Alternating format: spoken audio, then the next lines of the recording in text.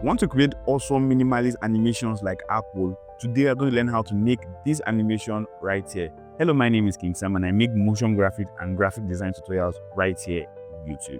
And today we're going to learn how to make this animation that I saw on Ep4's YouTube channel, and I'm going to show you how to create it for yourself in After Effects. If the video helps you anyway, please remember like, share and subscribe to the channel, and comment down below if you don't understand anything. I'll be sure to get to you. If you want more unrestricted access to me, in the video description there's a link to my WhatsApp community so you can connect to other designers, and I'm also on it, so if you have any problems or questions I can answer you fast. So let's jump right into the video. So I made this composition in Adobe Illustrator, and there's this video on my channel if you want to check out a time lapse of how I made this. Or if you want to just walk along with me without going to the time lapse, you should make sure to just look at my video description because I'll be putting the program files there. So I'm going to create a background and just drop everything under like this. This I'm going to do, I'm going to lock the background right here. I'm going to select all these, my other layers right here, and I'm just going to continue to select this continuously, continuous render button right here. Next I'm going to do is I'm going to rename my layers.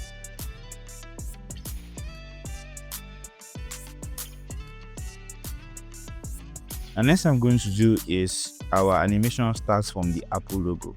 So I'm going to open up our scale property on our Ep4 logo, and I'm also going to open up the opacity property. Now I'm going to come down to somewhere around here. See here, and I'm going to make a keyframe of my scale and on my opacity. I'm going to begin on my timeline again, and I'm just going to drop my opacity down to 0. And I'm going to drop my scale down to 40 something. So you have this smooth looking animation like this. Now let's come to the end of our animation here, and I'm going to move these main layers backward like this. So next I'm going to do is I'm going to open up their rotation property, their opacity property, and their scale property, and I'm going to come down to somewhere like here. First of all, I'm going to make a keyframe on the opacity, go back to the beginning of my timeline here, and I'm just going to reduce the initial opacity to 0. Now scale here, I'm going to make a keyframe on their scale. I'm just going to drag it down somewhere like here, and I'm just going to drag the initial scale to 0 also. Now their final rotation, I'm just going to make a keyframe here, and back to the beginning of my timeline here, I'm just going to rotate it a bunch. Now if you play it back, you have this cool looking animation. Up is rotating the opposite direction, sorry. So if one just change the rotation, this plus in front here is going to change it to a minus, and it's going to rotate in the right direction. Now on these layers, now I'm just going to open only the rotation and scale animation, and let's just make sure it's all there, start and stop at the same time. Now I'm going to select everything, I'm going to hit F9 to ease. I'm going to open my graph editor, and I'm just going to slow it down a little bit at the end like here. If you play it back, this will have.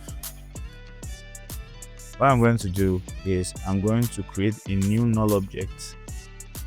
Now I'm going to select all these my circle layers here, and I'm going to parent them.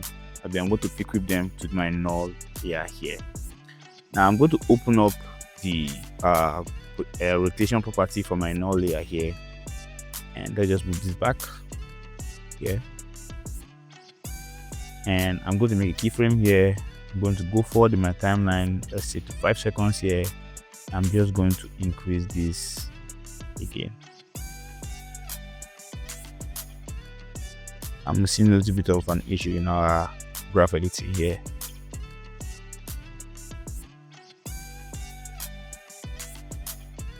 Another thing I'll tell you to do is make sure your transition between the fast and the slow motion is smooth. I don't think this one is that smooth yet, so I can still increase it something like this. Let's play back. Yeah, that looks smoother. Okay, so next I'm going to do is I'm just going to make them animate layer by layer.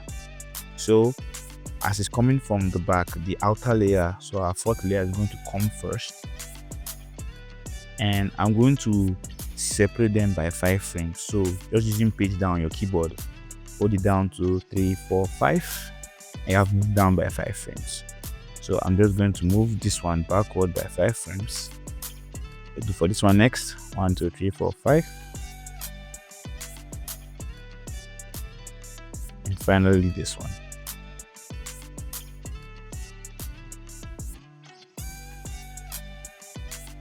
So if you play it back, so I made a mistake. My second and third layer is it's kind of switched. So let's just correct that.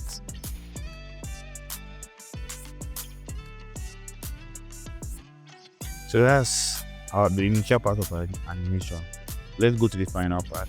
So after it has been rolling for a while, let's say something around here. Stay back. Okay, I think I need to increase the speed a little bit again. Okay, so next I'm going to do, I'm just going to the beginning of our timeline here. I'm going to play it back. Now I'm going to pick a good endpoint for the animation. So let's say here. Now I'm going to just make the keyframe here, and I can just delete this one because I don't need this one anymore.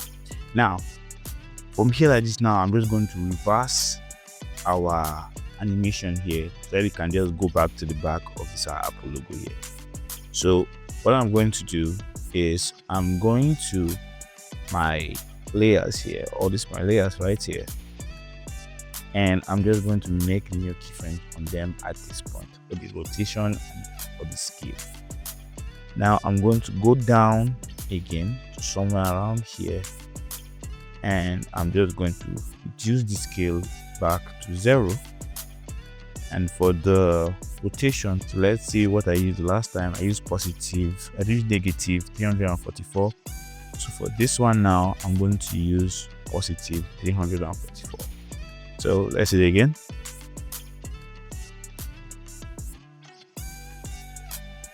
The only problem is that it cannot all like start and stop at the same time. So what I'm going to do is I'm just going to separate them based on time.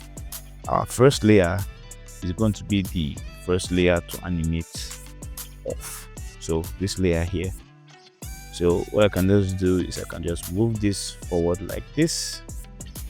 Let's see here, and I'm just going to move down by 5 keyframes, and I'm just going to select this one also. I'm going to move it this, select this one's here, move it down 5 keyframes one more time, select and move it down like this.